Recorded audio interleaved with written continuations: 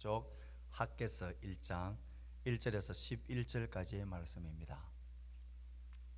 구약성경 1310쪽 학개서 1장 1절에서 11절까지의 말씀 한 절씩 교독합니다.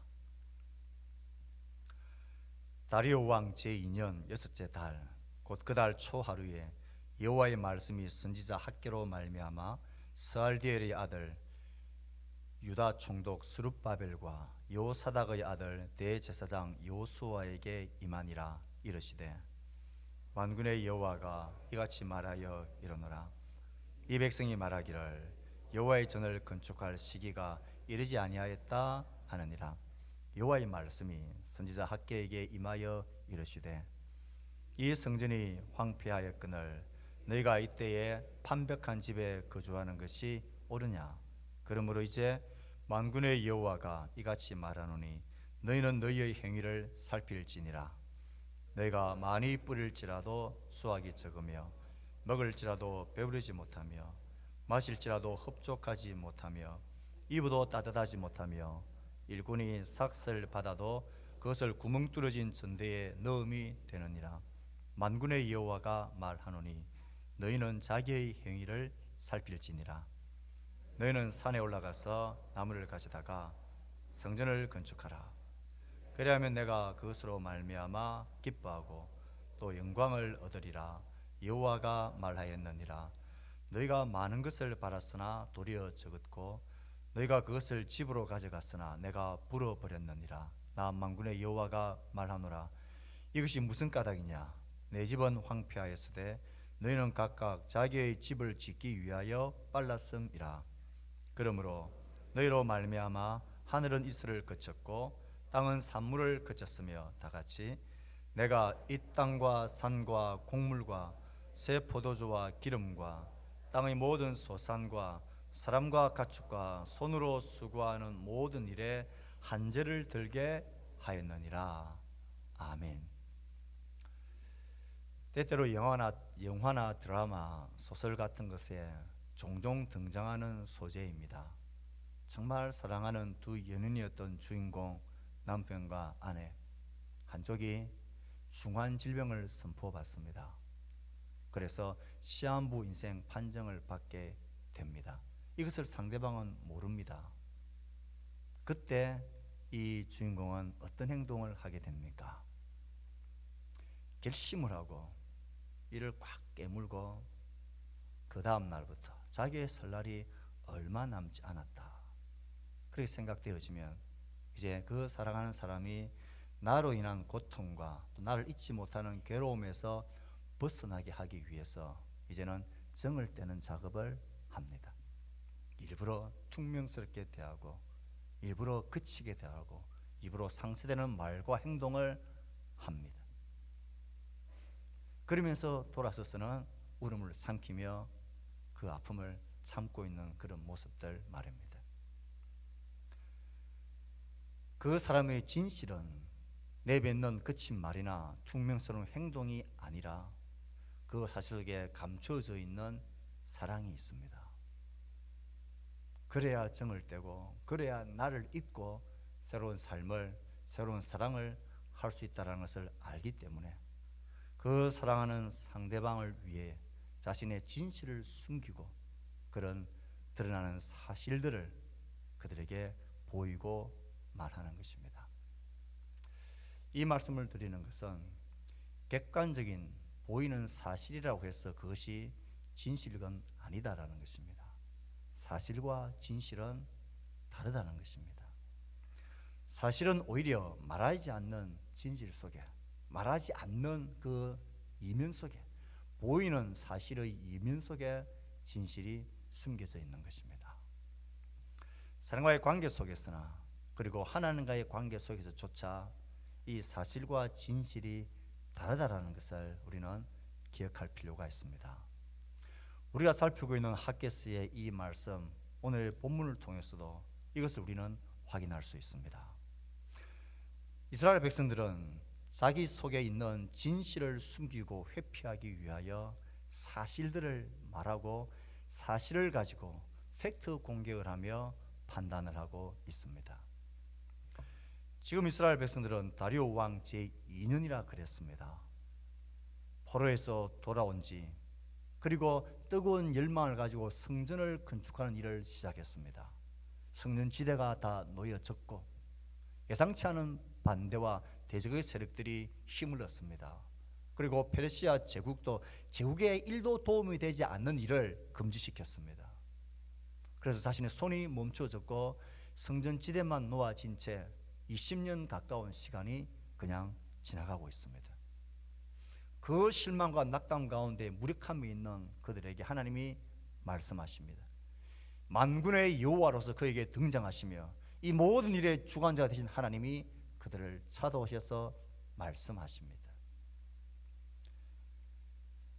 성전이 황폐되어져 있는 현실이란 이 처참한 상황 속에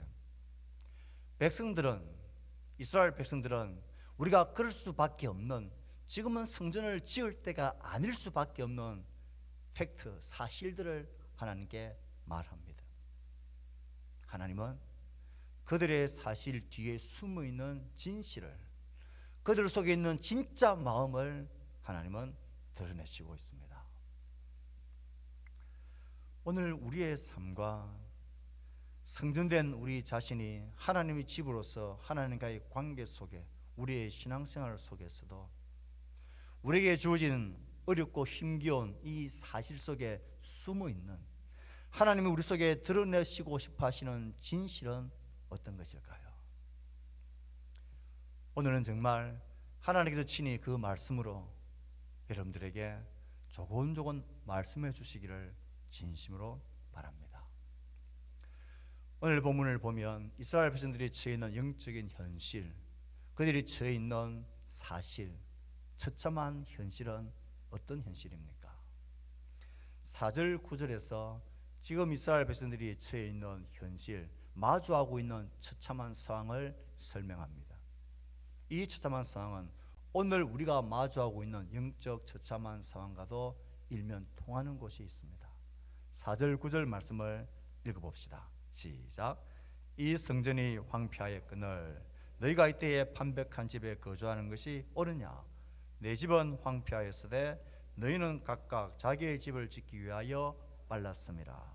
두 번이나 황폐하였다라는 단어를 쓰고 있습니다. 이 성전이 황폐하였다. 내 집, 하나님의 집은 황폐하였다. 하나님과 이스라엘 백성들이 마주하고 있는 그 처참한 현실의 실체가 뭡니까? 황폐해져 버린 성전, 황폐해져 버린 채 버려져 있는 하나님의 집. 그건 20년 가까이 이 황폐해진 채 하루 이틀이 아니라 장시간, 오랜 시간, 이제는 무감각해질 만큼의 시간을 지나면서 하나님의 집 성전은 황폐해진 채 이렇게 있는 현실입니다. 황폐해졌다는 이 단어는 짐승이나 어떤 생명이 거주할 수 없는, 생명의 온기란 단 1도 찾아볼 수 없는 황폐해진, 버려진 그런 모습을 이야기를 합니다. 아니, 객관적으로 볼 때 성전 지대만 놓여져 있다면 그게 황폐해지면 얼마나 황폐해졌겠습니까? 건물이 좀 올라가다가 만약 버려졌다면 황폐해졌다는 것이 조금 이해가 되지만, 그냥 틈만 놓아진 상태에 선지자의 눈을 통하여서 보는 하나님의 마음은 이 집이 황폐해졌다라는 것입니다. 이스라엘 백성들이야 언제나 상황과 여건만 되면 언제든지 다시 지어 올릴 수 있는 준비된 지대, 그 정도. 그리고 지금은 상황과 여건이 안 돼서 짓지 못하고 있는 그 정도로만 보였지만, 하나님께서 그 모습을 볼 때는 황폐하였다라고 말씀하십니다. 백성들이 느끼는 것보다 훨씬 심각하고 처참한 상황이라고 하나님은 선지자 학개의 입을 통하여서 내 집이, 성전이 황폐해졌다라고 말합니다. 이스라엘 백성들의 성전은 그냥 하나의 집, 건물 그것만이 아닙니다. 그들이 어떤 마음, 어떤 열망을 가지고 돌아왔습니까? 무너진 성전을 재건하기 위한 이 불타는 마음을 가지고 다른 어떤 것들보다도 이 성전이 무너진 공동체를 상상할 수 없기에 하나님을 예배하고 하나님을 중심으로 해서 우리가 하나 되어진 이 성전 공동체로서의 우리의 정체성을 확인할 수 있고 다시 세울 수 있는 이 역사적인 사명을 가지고 그들이 돌아왔습니다. 맞습니다. 성전은 이스라엘 백성들의 삶의 정체성입니다. 그들의 삶이었고 생명이었고 그들의 고백입니다. 하나님의 백성이란 정체성을 고스란히 나타내는 게 성전, 하나님의 집입니다. 그러면 이 하나님의 집, 성전은 하나님과 이스라엘 백성들 간이 어떤 친밀한 관계 속에서 어떤 생명의 관계성을 가지고 있는지, 어떤 하나님과의 그 누림을 누리고 있는지를 단적으로 보여주고 상징하는 그런 집이 성전입니다. 이 성전이 황폐해졌다. 황폐해진 것은 이 성전 지대 건물만이 아니었습니다. 황폐해진 것은 2절 말씀을 보면 이 황폐해진 집을 보면서 백성들은 그건 별 중요한 것 아니다. 여호와의 전을 건축할 시기가 이르지 않았을 뿐이다 라고 말합니다. 우리는 준비되어 있다는 것입니다. 여건만 되면, 상황만 되면 우리가 안 하고 안 하겠고 안 돌아보겠다라는 게 아니고 지금은 여건이 안 되는 것뿐이지 우리는 언제든지 성전을 지어 올릴 수 있는 그런 열망과 준비가 있다라고 봅니다. 그러나 하나님이 볼 때에 그들은 건물만 황폐해진 게 아니라 그들의 마음도 이미 놓아져 버렸습니다. 20년 가까운 시간이 지나가 버렸으니 하나님의 눈에 황폐해진 것은 성전만이 아니라 그 성전을 대하는 하나님과의 관계를 대하는 그 백성들의 마음마저도 황폐해져 버렸습니다. 성전이 없으면 예배와 하나님 앞에 섬김이 없었다는 것입니다. 그런 상태로 근 20년을 지나왔으니 하나님 눈에 그들의 심령이 얼마나 황폐해져 있었을까요? 이 황폐해진 현실, 이 마주하는 현실, 이 현실에 대한 백성들의 판단과 하나님의 판단이 갈라집니다. 다릅니다. 백성들은 이 황폐해진 이 성전, 이 성전지대를 바라보면서 그들은 뭐라고 말하고 있습니까? 아직 시기가 이르지 아니했다라고 말합니다.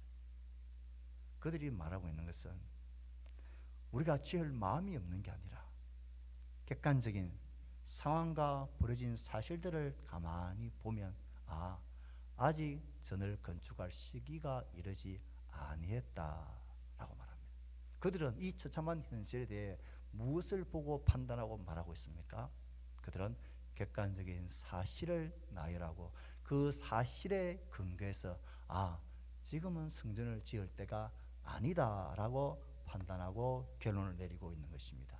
그들은 지금 이 처참한 현실을 보면서 팩트 공격을, 그리고 이 사실들이란 이 객관적인 일 앞에 숨어 있는 것입니다. 생각해보면 아직 성전이 지을 때가 이르지 아니했다라고 말하는 것은 일면 맞는 말인 것 같습니다. 그들이 말하는 말과 행동은 객관적인 사실입니다. 없는 일이 아니고 틀린 말이 아닙니다. 객관적인 사실이라 할 수 있습니다. 왜 그렇게 말할 수 있습니까? 지금 이들이 처해 있는 객관적인 사실이 정말 그러했기 때문에 그렇습니다. 대적자들은 여전히 부릅뜬 눈으로 저들이 성전 공사를 하나하나 지켜보고 있습니다. 그리고 고발하고 고소합니다. 그들의 눈은 지금도 번뜩이면서 이들이 무슨 공사를 할 것인가를 날카롭게 지켜보고 있습니다. 그들의 그 날카로운 시선이 조금도 무너뜨리지 않고 없어지지 않은 그대로 있습니다. 그래서 처음 성전 공사가 멈춰진 그때나 지금 시간이나 하나도 변함없이 대적들은 그렇게 날카롭게 지켜보고 있습니다. 달라진 게 없다는 것입니다. 대적들의 고소를 받은 페르시아 제국은 여전히 그 공사를 못하게 합니다. 제국에 도움이 되지 않는 일을 그들이 허락할 리가 없는 것입니다. 변치 않는, 꿈쩍하지 않는 공권력, 꿈쩍하지 않는 제국의 힘이 여전히 그들을 딱 에워싸고 아무것도 못하도록 딱 막아서고 있는 구체적이고 객관적인 팩트 사실입니다. 이런 상황에서 우리가 성전 공사를 했다가는 무슨 난리를 겪게 될까? 모두가 납득할 수 있는, 수긍할 수 있는 사실이고 현실입니다. 이 정치적이고 상황적인 외적인 사실만이 아닙니다. 그들이 지금은 성전을 세울 시기가 아니다라고 말할 객관적인 사실이 또 있습니다. 그들의 삶의 형편이 참 공공스럽고 어려웠기 때문입니다. 우리가 쭉 읽어보았지만 지금 이 상황 속에 그들의 삶이 얼마나 곤궁하고 곰핍한지 모릅니다. 아직 성전을 지을 때가 이르지 아니했다라고 말하고 있는 그들은 그렇게 말할 수밖에 없는 내부적인 사정이 상황이 있습니다. 현실이 있습니다. 왜냐하면 가뭄으로 인해서 모든 경제적인 일 속에 심각한 타격을 받고 있기 때문에 그렇습니다. 많이 뿌렸는데 수확하는 게 늘 적습니다. 뭘 먹어도 배가 부르질 않습니다. 마실지라도 흡족함을 누리지 못합니다. 옷을 많이 껴 입었는데도 따뜻하지를 않습니다. 열심히 일해서 삭스를 많이 받았는데도 돌아서 보면 다 이리저리 빠져버리고 사라져버리고 없습니다. 마음대로 원하는 대로 계획대로 되는 일이 없습니다. 웬일인지 하늘은 이슬을 그쳤습니다.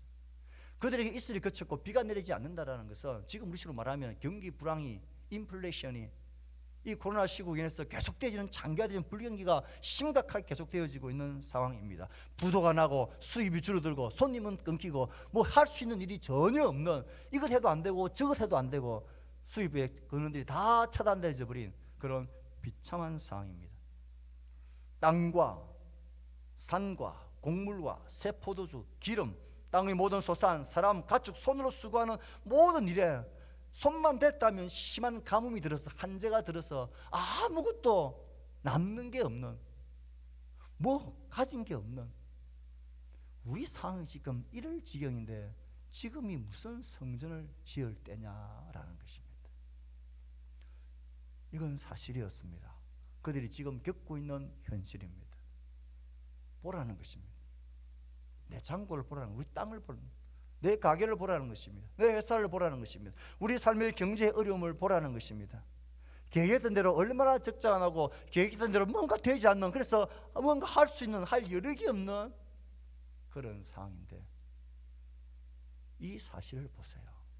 여호와의 전을 건축할 시기가 이르지 아니한 것, 이게 틀린 말입니까? 라는 것입니다.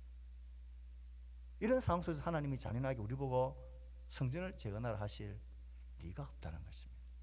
지금은 그럴 때가 아니다라는 자신의 내적인 상황의 이 어려운 사실을, 팩트, 이것을 생각하며 지금은 성전을 지을 때가 이르지 아니했다라고 결론 내린 것입니다. 이런 외적이고 내적인 어려움만 있었던 것은 아닙니다. 그들에게는 또 다른 사실이 있었습니다. 그것은 무엇입니까? 그들은 이렇게 말합니다. 이 백성이 말하기를 여호와의 전을 건축할 시기가 이르지 아니하였다.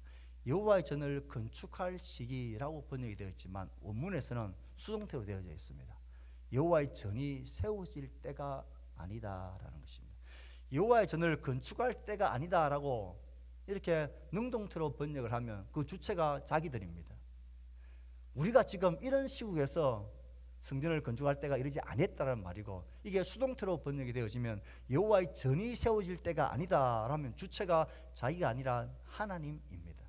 그리고 원문은 여호와의 전이 세워질 때가 아니다, 그런 의미, 즉 이것은 신학적인 이유로 이런 상황 속에서 하나님께서 무리하게 성전을 짓고 세우실 분이 아니다라는 것입니다. 만약 하나님의 뜻이었다면 이 지형이 되도록 버려뒀을 리가 없다라는 것입니다. 만일 하나님이 우리를 통하여 이 성전을 세우기를 원하셨다면 이 상황들을 이렇게 하나님이 버려두실 리가 없다. 그리고 이런 어렵고 우리가 가진 게 없는 이 곰핍한 상황 속에서, 대내외적인 힘겨운 상황 속에서 하나님이 우리에게 왜 너희들 성전을 재건하지 않느냐라고 우리를 독촉하고 우리를 몰아세울 그런 잔인한 무자비한 그런 분이 아니다라는 하나님에 대한 자기 신학적 이해가 여호와의 전이 세워질 때가 아니다라고 말하고 판단하고 있는 것입니다. 우리 형편을 잘 아신 하나님께서 지금 이 시기에 우리를 통하여 그가 성전을 세울 리가 없다라는 것입니다. 이건 그들이 말하고 있는 객관적인 사실, 신학적인 사실, 하나님에 대한 자기 이해라는 분명한 사실, 이것입니다. 생각해보면 지금 우리가 처해 있는 모습과 참 비슷하죠. 내 안에 거하시는 하나님의 영, 그래서 하나님이 거하시는 성전인 우리, 내 안에 계신 하나님과의 깊은 영적인 교제들, 하나님과의 관계의 친밀한 예배의 삶, 성전으로서의 나의 삶, 우리 공동체의 성전은 어떻습니까? 지금 생명의 온도가 넘치고 하나님과의 관계의 즐거움이 가득하고 있는 번성하고 북적거리는 그런 성전입니까? 아니면 황폐해져 있는 그런 모습에 가깝습니까? 오랜 기간 코로나로 인해서 지속되어지는 이 상황 속에서 그가 왜 예배에 출석하지 않았는지를 누가 대놓고 묻지 않는 시기가 되어졌습니다. 우스갯소리로 다 마스크를 하고 있기 때문에 그 사람이 찬양을 하는지 안 하는지 모릅니다.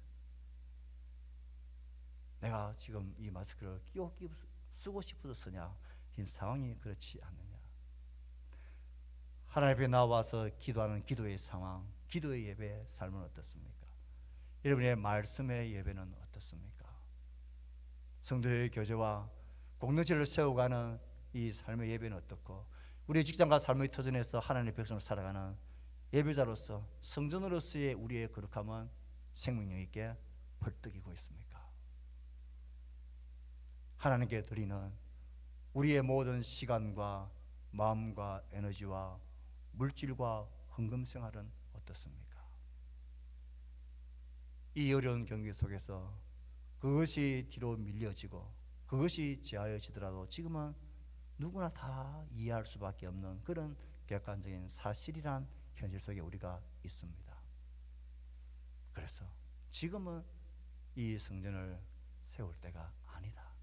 이런 어려운 상황 속에, 힘겨운 상황 속에 있는 우리들을 하나님이 아시면서 우리에게 헌신을 요구하고 뭔가 예배를 요구하고 뭔가 하나님을 향한 열정을 요구하고 그분을 향한 드림을 요구하시고 우리를 몰아세울 뿐이 아니다 라는 이런 신학적인 이해가 너무나 이 학개서에 있는 백성들의 모습과 우리의 상황이 똑같지 않습니까? 이 현실 앞에서 오늘 하나님은 그 백성들이 지금은 여호와의 전을 세울 때가 아니다라고 판단하고 있는, 그리고 그들이 말하고 있는, 그들이 처해 있는 사실들, 하지만 하나님은 그 사실 이면 속에 숨어 있는 그들의 진실을 하나님은 드러내시고 있습니다. 오늘 이 말씀을 통하여 하나님이 우리 모두의 마음속 깊은 곳에 대내어진 어려움과 나의 하나님에 대한 자기적 이해, 거기에 숨겨져 있던 그 사실들에 숨어 있었던, 그리고 드러내지 않고 감추고 있었던 우리의 진실을 하나님 오늘 그의 말씀 가운데 드러내시기를 바랍니다. 우리가 정말 하나님의 이 아픈 말씀 앞에 진지하게 겸비하게 벌거벗음으로 주 앞에 말씀 앞에 서게 되어지는 그런 시간이 될 수 있기를 진심으로 바랍니다. 이런 사실들의 객관적인 사실, 누구도 부인할 수 없는 다 맞는 말인 이 사실들, 그 사실들 앞에 하나님은 무엇이라고 대답하시고 무엇을 하나님은 말씀하십니까? 사랑하는 성도 여러분, 다리오 왕 제2년 성전지대가 놓여져 나온 이후에 건 20년이나 흘러가 버린 이 황폐한 그 모습 속에서 오늘 우리의 모습을 투영하면서 하나님, 우리가 사실이라고, 그럴 수밖에 없는 현실이라고 말할 때 하나님은 우리에게 진실을 말씀하십니다. 그래, 맞다. 그게 사실이 아니라고 난 말하지 않는다. 그게 사실이다. 너희들이 처한 어려운 상황과 형편들이 얼마나 힘겨운지 그건 분명한 사실이다. 하지만 그게 진실은 아니다 라고 말씀하십니다. 하나님이 드러내시고 있는 그들이 사실 이면에 숨겨놓은 그들의 진실은 무엇입니까? 하나님이 우리에게 말씀하시는 우리의 진실은 무엇입니까?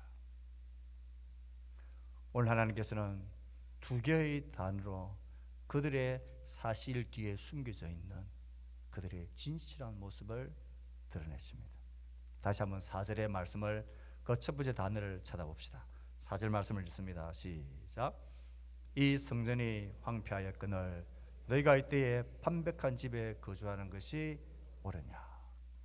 그 객관적인 사실 뒤에 숨어있는 그들의 진실을 나타내는 드러내는 첫 번째 단어의 표현은 판백함이라는 단어입니다. 판백한 집. 판백한 집은 어떤 집을 말합니까? 판백하다라는 말은 주로 건축물과 연관하여 그 당시로는 백향목 같은 제일 고급 소재, 고급 나무, 비싼 나무로 마감을 하고 딱 덮은 집을 말합니다. 지금 우리식으로 말하면 집을 이렇게 짓고 마지막 마무리를 저 천연 이태리 대리석, 최고급 대리석을 가지고 와서 깔고 벽을 딱 붙여놓은 집, 가장 화려하고 가장 좋은 곳에 들여서 온 마음을 다해서 든든하게 값을 치른 좋은 집을 이야기할 때 판백한 집. 이에 반해서 하나님의 집, 여호와의 집은 황폐하다. 판백한 집과 황폐함이 극한 대조를 이루고 있는 것입니다. 자, 이것이 옳으냐라고 말씀하시는 하나님이 드러내고 있는 그들의 진실은 무엇입니까? 너희들이 나의 집은 이렇게 나와의 관계는 황폐한 채 버려두면서 그러면서 그럴 수밖에 없다라고 말하는 것이 이런 외적인 또 내적인 하나님에 대한 자기적 이해를 가지고 너희들이 그렇게 시기가 이르지 않았다라고 말하면서 너희들이 가진 것이 없고 이 곤핍하고 결핍한 상황 속에서 우리가 무엇을 가지고 어떤 힘으로 여호와의 집을 지어야 된답니까?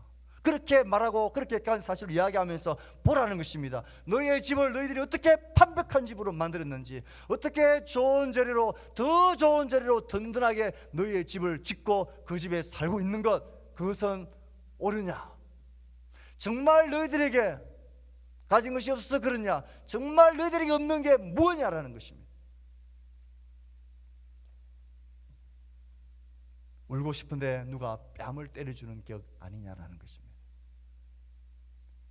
언제까지 우리가 하나님의 집을 짓는다고 있는 것 없는 것 다 바쳐가서 그렇게 여호와의 집을 이렇게 지어가야 되냐? 또 그것이 뜨거운 열정이고 그렇게 했었는데 그게 다인 줄 알고 그게 나의 뜨거움인 줄 알고 했는데 이 대내의 어려움 속에 딱 막히면서 공사가 딱 중단되어지고 시간들이 흘러가면서 딴 생각이 드는 것입니다. 아, 내가 이 하나님의 집 짓는 것에 이렇게 올인했다가 내 집은 언제 짓지? 내 집을 언제 꾸미고 나의 집을 언제 판백하며 내 삶, 내 자녀의 삶과 상황들을 어떻게 내가 보장하고 그들을 위해서 준비해 주지? 너희들 속에 있는 진짜 숨어있는 진실은 이참에 어차피 이런 사실을 외적 내적 어려움 때문에 여호와의 집을 짓지 못하게 됐고 이참에 어렵고 힘들긴 하지만 내 있는 것 없는 것 다 해서 나의 집은 판백한 집으로, 나의 삶은 판백한 집으로, 나의 자녀들을 향한 나의 미래와 대비는 판백한 집으로 한번 하자. 그렇게 올인하고 싶은 게 너희들 속에 있는 진심 아니냐라는 것입니다. 너희들이 정말 그렇게 힘겹고 어려웠다면 너희의 집을 판백한 것은 도대체 어디서 나왔냐는 것입니다. 하나님의 집을 향한 마음이 없는 것. 이참에 잘 됐다. 이참에 내가 나의 집을 판백해도 아무도 말할 수 없는, 아무도 왜 여호와의 전을 짓지 않느냐, 그 하나님의 전을 내 속에 있는 하나님의 관계를 회복하는 일을 열심히 내지 않느냐라고 아무도 말할 수 없을 만큼 그들에게 입을 닫게 만들 수 있는 객관적인 사실들이 우리 속에 얼마든지 있는 이때에 잘 됐다. 이때에 그 사실에 숨어서 나의 집을 판백하는 일에, 그리고 그 집에 룰루랄라 거하고 있는 것, 그것이 옳으냐 말씀하십니다. 내일부터 내가 새벽 기도를 정하고 그리고 수요 말씀 특강과 공동체의 기도의 모임에 참여해야 되겠다 결심을 딱 했는데 마침 집에 손님이 딱 찾아오는 격입니다. 마치 기도를 하려고 하는데 비바람이 막 몰아세우는 격입니다. 사랑하는 성도 여러분, 여건이 안 되고 상황이 어려운 것은 사실입니다. 저는 그것이 사실이 아니라고 말하고 싶지 않습니다. 사실입니다. 하지만 그 사실이 진실의 전부는 아닌 것입니다. 하나님 중심의 삶에서 이제는 내가 내 삶을 챙기고 내 중심적인 삶, 내 집을 판백하는 이 집을 지어야 되겠다. 이 마음이 혹 너희 속에 있는 숨겨진 진실 아니냐. 두 번째, 이들의 숨겨진 진실을 드러내는 표현은 9절에 있습니다. 9절의 말씀을 다시 한번 읽습니다. 시작. 내 집은 황폐하였으되 너희는 각각 빨랐음이라. 어떤 표현일까요? 빨랐음이라는 표현입니다. 성전이 내버려진 채 20년 가까이 시간을 지나면서 그들이 이런 객관적인 사실들 뒤에 숨어서 아직은 시기가 아니다라고 말하고 있고 판단하고 있는 그들에게 그들의 숨겨진 진실을 드러내는 두 번째 표현은 빨랐다라는 단어입니다. 자기의 집을 짓기 위하여 빨랐습니다. 자기의 집을 판백한 집을 짓기 위해서 그들은 빨랐다라는 것입니다. 이 빨랐다는 단어가 의미가 무엇입니까? 그 일을 하기 위해서 내가 무엇을 할 수 있을까? 지금 나에게 없는 게 뭘까? 무슨 어려움이 뭘까? 어떻게 하면 이것을 돌파할 수 있는 길을 찾을까? 애쓰고 힘쓰고 지혜를 모으고 길을 만들어내고 길을 찾는 일에 그들은 앉아있지 않았다는 것입니다. 온 지혜와 온 능력과 온 마음을 다하여 발빠르게 자기의 집을 판백하기 위해서 발빠르게 움직였다는 것입니다. 그러면서 여호와의 집을 향하여서는, 하나님과의 관계를 향하여서는 이런저런 객관적인 사실들 앞에 주저앉아 있는 것입니다. 이 사실들 앞에 우리가 아직은 시기가 아니라는 것입니다. 만약 그들이 여호와의 전을 짓는 일에 발빠른 자야, 그 발빠랐다면 도대체 왜 조서가 이렇게 우리에게 내려졌는지, 고레스 왕 원년에 어떤 조서가 내려졌는지를 한번 찾아보라고 찾아가서 대표단을 파송하고 구성해서 그건 진리가 아니라고 그들은 싸웠을 것입니다. 그 대적들이 왜 무엇 때문에 이 공사를 방해하는지, 그것이 무엇인지를 전략을 짜고 힘을 모으고 마음을 모으고 조직하고 그 일에 힘쓰게 발빠르게 나섰을 터인데 그들은 마음이 없었던 것입니다.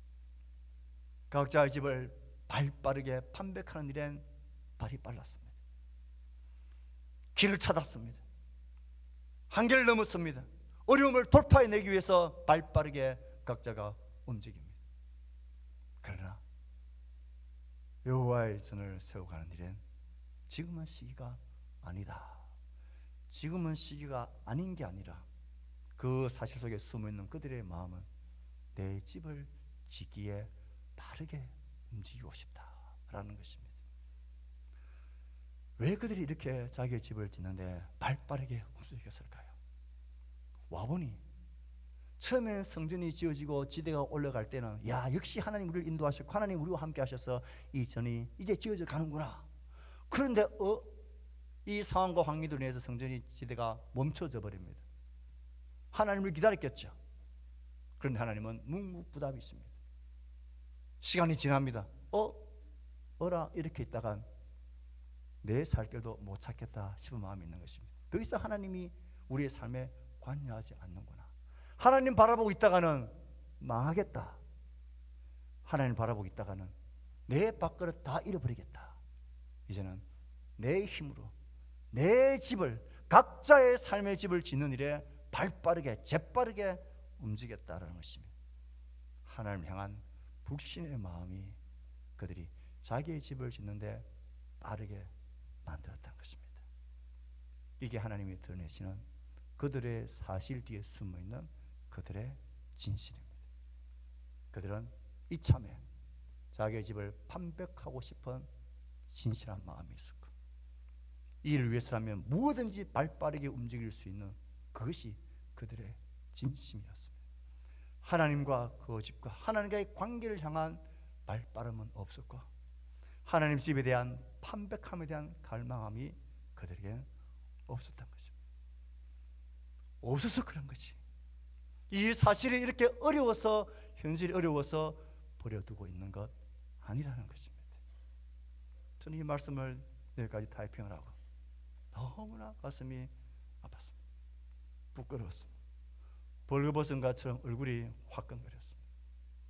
우리가 지금까지 하나님을 섬기며 하나님의 사랑을 노래하며 그의 복음을 외치며 믿음의 생활을 하며 우리의 삶을 살아가는데 얼마나 많은 또 자주 다양한 이유와 내세우는 사실들 때문에 가장 먼저 발빠르게 발을 빼는 게 하나님과의 관계 속에서 오는 시간, 에너지, 물질, 가장 발빠르게 빠지는 것이 그것이라는 것이, 이것이 우리의 처참한 현실이라는 것이 너무 죄송하고 미안하고 부끄러웠습니다.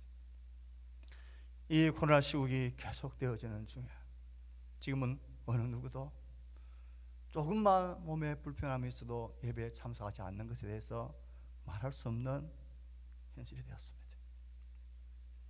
이 어려운 분위기 속에서 하나님과 공동체를 위한 모임과 기도와 말씀에 이것에 발빠르게 움직이지 않아도 아무도 그에 대해서 말할 수 없는 세대가 되었습니다. 이 시기 어렵고 불경기가 되고 수입이 줄어들고 우리의 삶이 곤고해졌다는 이 사실을 누가 부인할 수 있겠습니까? 모두가 이 아픔을 겪고 있습니다. 이 상황 속에 하나님께 드리는 시간과 물질과 헌금들이 뒤로 미뤄지고 줄어들고 내 자의적인 하나님에 대한 이해로 인해 하나님을 가두어 두는 일을 누구도 말할 수 없는 시기가 되었습니다. 그래서 가장 먼저 발빠르게 발을 빼는 게 하나님과 우리와의 관계에서는 성전된 우리의 집이 그렇게 뒤로 밀려지고 황폐해져 가는 것입니다.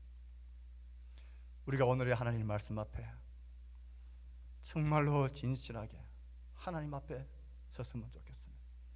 우린 하나님과의 관계 속에서 성전된 내가 하나님의 전으로서 내 개인뿐만 아니라 공동체의 중심적인 공동체로서 성전을 세워가는 이 교회를 향한 우리의 현실은 어떠합니까? 분명하고 객관적인 여러 분야할 수 없는 사실들, 그 사실들 뒤에 숨어 우리의 진실을 외면하고 있지는 않습니까? 하나님의 관계 속에서 우리의 온도를 가장 극명하게 드러내주는 것은 헌금 생활입니다.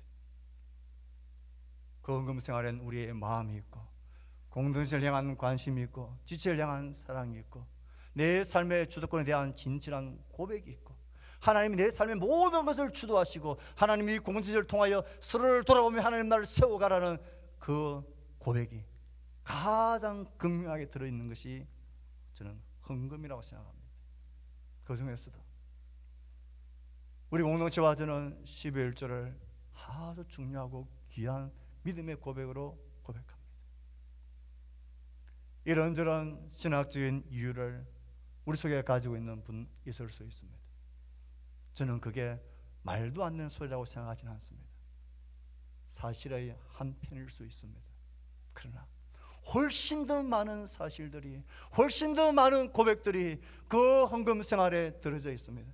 하나님이 정말 내 삶의 완전한 주도권이고 나는 정말 하나님을 믿고 사는 자라는, 하나님이 모든 것을 나에게 공급해 주시고 하나님이 그 몸된 교회를 피값 주고 사셨고 이 교회가 하나님을 세워나가며 공동체를 서로 성해 나가는 일에 가장 헌신하고 가장 내 삶을 드릴 수 있는 최고의 고백들, 가장 많은 고백들이 도대체 뭡니까?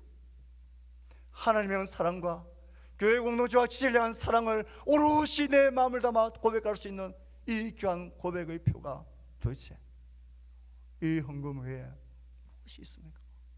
얼마나 더 많고 풍요한 고백들이 수도 없이 담겨진 이 고백을 나의 작은 한두 가지의 이해로 그걸 외면하는 것은 너무나 죄송한 일입니다. 다른 어떤 것들보다도 하나님 향하여서 말씀과 기도와 예배와 성도의 교제와 하나님 향한 섬김의 고백이 있는 이 모든 면에 있어서 여러분 사실들에 숨지 말고 하나님이 보시고 있는 진실 앞에 자신을 세우십시오. 하나님이 나에게 주시면 주시는 대로 그분 앞에 드리십시오. 두 사람이 일을 하면 두 사람의 주신 대로 하나님께 드리십시오. 하나님 나에게 그날에 작게 주시면 작게 드리면 됩니다. 주신 대로. 우리 중에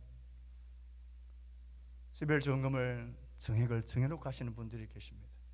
저는 그게 참 귀하다 생각합니다. 하지만 약점이 있습니다. 정해놓고 드리면 작을 때보다 많이 드려야 할 때 우리의 마음에 걸림이 됩니다. 의도는 좋지만 그것보다는 주신 대로, 주시는 대로. 또 우리는 다른 헌금들을 잘 동참하면서 12월 헌금을 함께하지 못하는 지들도 있습니다. 우선순위를 바꾸십시오. 다른 헌금을 하나님 앞에 혹 못 드리더라도 가장 기본적인 12월 헌금을 하나님께 드리도록 해보십시오. 그것을 통한 우리의 고백이 얼마나 풍성하고 넘치는데요. 우리 교회의 모든 경상비의 70-80%가 12월 헌금으로 충당되어집니다. 그러므로 그것이 가장 우선되어지고 중요한 고백입니다. 예를 들어서 헌금 이야기를 했지만 우리의 시간과 공동체 향한 마음과 말씀과 기도에 그 성령들이 우리 속에 황폐해져 있다. 그 현실 앞에 나는 어떤 사실 뒤에 숨어 있습니까? 피곤하죠. 바쁘고 힘겹지요. 사실이 아니라고 말하지 않습니다. 하지만 하나님이 나에게 보고 싶어 말씀하시는 진실은 무엇입니까? 오늘 온종일 사실 뒤에 숨어있는 진실을 말씀하시고 관심 가지신 하나님 앞에 우리 모두가 진솔하게 그분 앞에, 그분의 말씀 앞에 서는 우리 모두가 될 수 있기를 주의 말씀으로 축복합니다. 주신 말씀을 생각하며 헌신하고 다짐하는 기도를 각자의 목소리로 하나님 앞에 드리겠습니다. 기도합시다. 하나님 아버지, 하나님을 사랑합니다. 제 몸된 교회를 진실한 마음으로 사랑합니다. 하나님의 말씀이 하나님의 말씀대로 들려지며 하나님이여 시험 들지 않도록 바른 말씀에 바른 고백들을 하는 우리의 삶이 되어지게 해주십시오. 이스라엘 백성들이 성전이 황폐된 지 20년이나 가까운 시간에